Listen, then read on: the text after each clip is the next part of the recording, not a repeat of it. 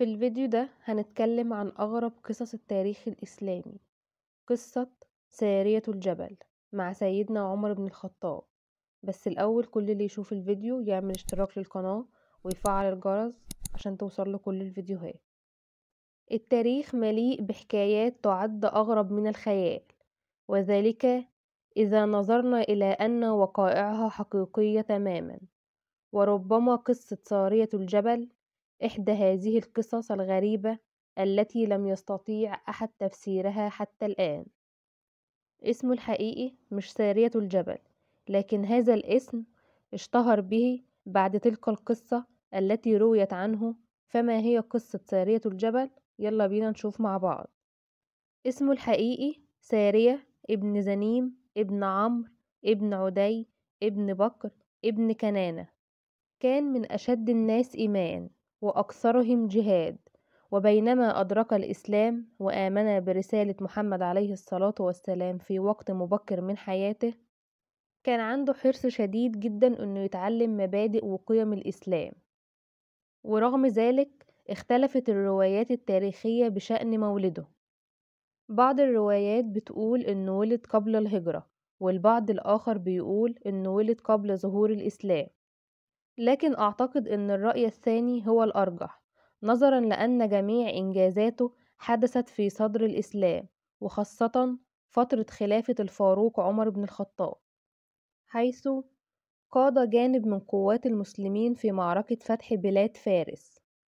بالإضافة إلى أنه توسط عند النبي محمد عليه الصلاة والسلام ليعفو عن ابن شقيقه الذي كان ينشد شعرا يهجو فيه المسلمين.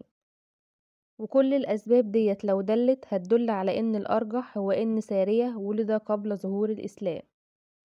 عرف سارية في التاريخ باسم سارية الجبل بقصة العديد مننا والعديد من المصادر التاريخية ذكرتها، ربما تكون قصة حقيقية بالفعل على الرغم من شدة غرابتها. عرف سارية بالتاريخ باسم سارية الجبل بقصة ذكرتها العديد من المصادر التاريخية، ربما تكون قصة حقيقية بالفعل على الرغم من شدة غرابتها. اهتم جمع من الصحابة بنقلها، وأيضا العديد من المؤرخين المعروفين مثل الطبري وابن الأثير والبلاوزي، ودول بيعدوا من المؤرخين المشهور عنهم الدقة في الاستقصاء عن الوقائع التاريخية.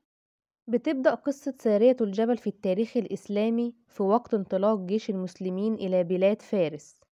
الجيش الإسلامي وصل لمعسكرات الفرس وقاموا بمحاصرتهم جميعا، ولكن الحصار أخذ وقت طويل، فالفرس طلبوا مدد من الأكراد، وحين دخل المدد رآه المسلمين عظيم، مما أدى إلى إحاطة جيش المسلمين من كل اتجاه.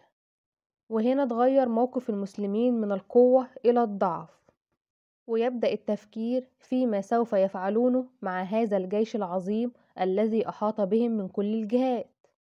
على الجانب الآخر هنلاقي الفاروق عمر بن الخطاب كان حاسس بالقلق والاضطراب، وهو عمال يفكر في يا ترى ايه اللي سارية هيعمله هو وجيش المسلمين عشان يقدروا يواجهوا كل جيوش الفرس دي.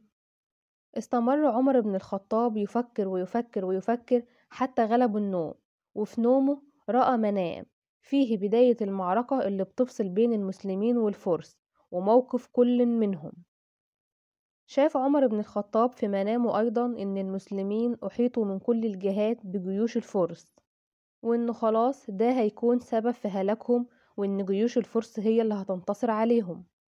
لكن في فرصة وحيدة بس يقدروا يخرجوا منها من المعركة دي، بإنهم لو تحركوا من مكانهم ولجأوا الجبل قريب جدا منهم يخلوه حائط ليهم يحمي ظهورهم.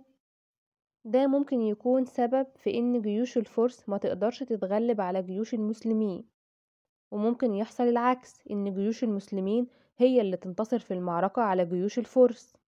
لكن الرؤية ديت زادت من قلق سيدنا عمر بن الخطاب على جيشه، ومبقاش عارف هيقدر يعمل ايه وهو في مكانه للجيش البعيد ده. في الوقت ده جه موعد صلاة الجمعة، فصعد سيدنا عمر إلى المنبر وبدأ في الخطبة.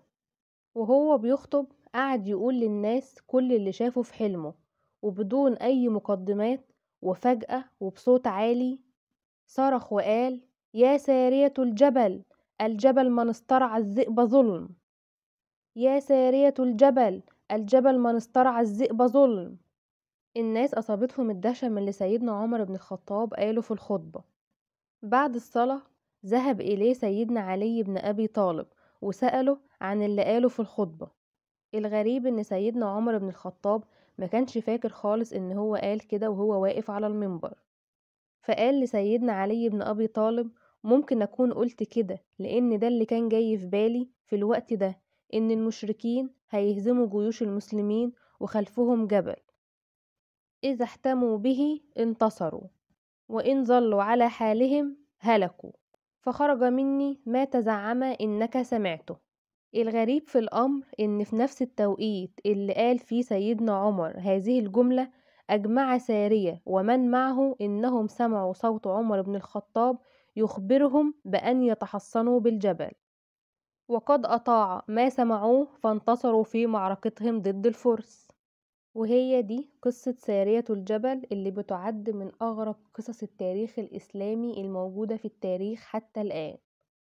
أتمنى يكون الفيديو عجبكم. استنوا الفيديوهات الجاية معايا أنا هنا علي في زي التاريخ ما بيقول، وما تنسوش الاشتراك في القناة.